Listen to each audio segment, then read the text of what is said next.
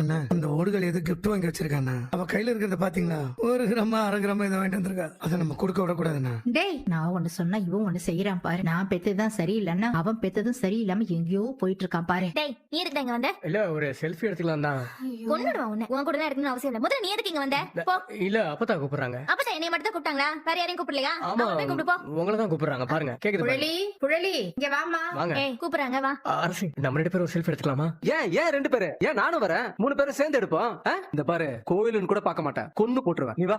இவன் வேற. நீ எதுக்கு தனியா போன? இங்கே இரு. அதான் நாங்க கூப்பிட்டவங்களும் வந்து போட்டோ எடுத்துட்டு இருக்காங்கல்ல. கூப்பிடாம வந்து உங்களுக்கு இப்ப என்ன அவசரம்? கொஞ்சம் ஓரமா போய் நிக்க சொல்லு. பாப்பா ஓரமா நில்லு. 1/2 கிராம் பவுன் எடுத்துட்டு தானா வந்து நிக்குது. என்னது தானா வந்தவங்களா? நான் கூப்பிட்டு வந்தவங்கடா. தம்பி எங்களை இப்படியே ஒரு குடும்பமா ஒரு போட்டோ எடுத்து தரியா?